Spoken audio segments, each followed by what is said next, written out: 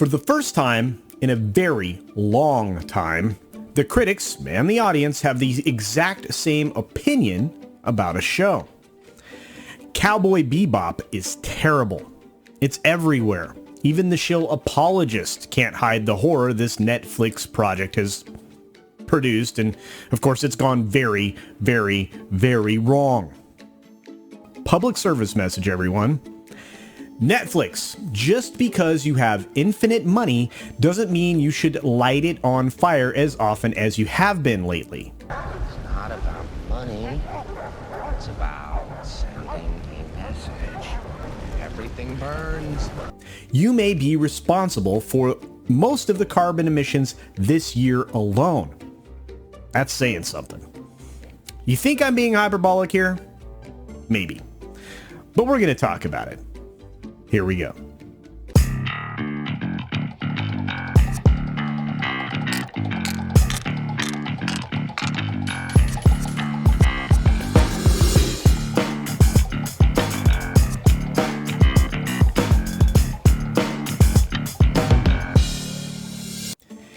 At Forbes, if you need a shill, you march out Scott Mendelson.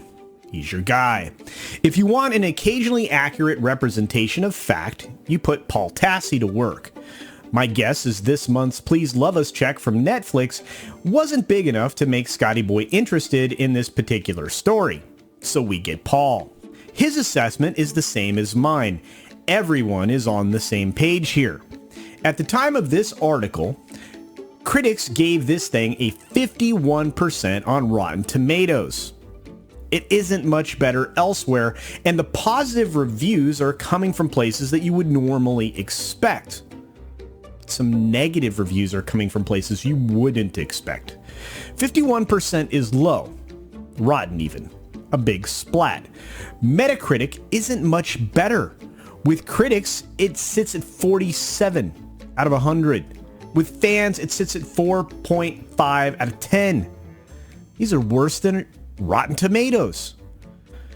The look of this show is low budget, and as Paul says here in the article, it could get the altered carbon treatment, which means it gets cheaper, worse looking, and that would be disastrous for a show like this. There also seems to be some significant changes from the anime. Even Polygon calls this out in their review of the show. They're happy to tell you just how superficial everything is. It looks right, nearly perfect aesthetically, but it doesn't feel right at all. Its tone is wrong, the humor is wrong, and in other words, Andre Nemec broke the show.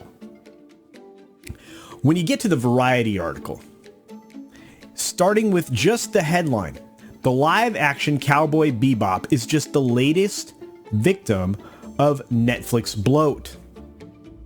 You know things are bad. You know things are bad when you get a headline like that from a trade paper. The show doesn't even display its own identity, and that's something from the article that I just paraphrased. Its format is too long with too little. Instead of a faithful shot-for-shot or even decent attempt at telling the same stories, it tries to expand the world around the anime, and it fails dramatically.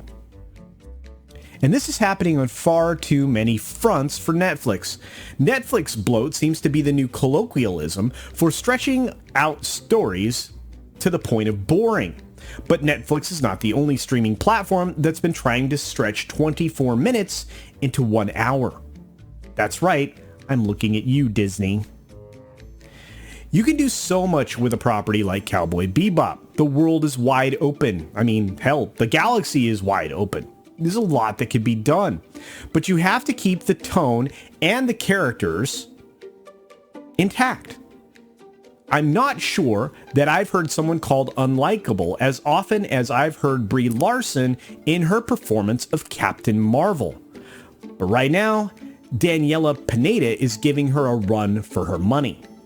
People are saying that the swapping wouldn't be as bad or as noticeable if they managed to stay with the original character tones. I'm not sure that I fully agree with people calling John Cho too old, to be a decent Spike Spiegel, but I'm 100% on board with most people saying they understand why they hid Ed until the show dropped. There's a clip right now that's floating around on social media. It really says it all. Kind of tells you exactly how you're going to feel about this show. Back, spawn of Satan. As of now, I am back as the conductor of the Don't Make Anime into Live Action train. Or at least I am when it comes to Netflix. But what do you think? Have you seen this trash fire headed down the street towards a gas station? Do you find it interesting that everyone thinks that this is a very, very bad show? And honestly, did you have hopes for this from the very beginning? Or no? Leave your comments in the field below, and of course, we'll see what we can come up with together. Please support other independent creators here on the platform. They absolutely can use your help.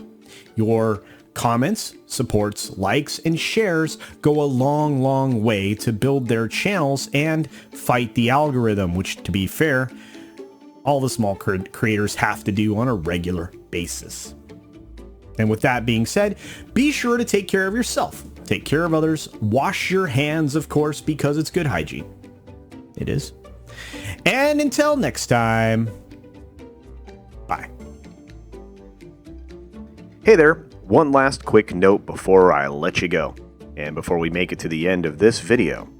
I, CultureCasino, have a brand new Teespring store. That's right, you can now go to Teespring, look up CultureCasino, or use the link in the video below, and pick out some handsome and beautiful CultureCasino merchandise with many different designs and styles and colors, many different items. I was actually surprised at all of the things that you could create, and I have some more designs and items on the way here shortly. But, you know, if you want to support the channel in that way, there is some merch. Otherwise, here comes the ending. Thanks for visiting today. Be sure you're subscribed and hit that for alerts. Yay! Of course, like and share all of the videos that you can, as it helps with the algorithm. Have a great day.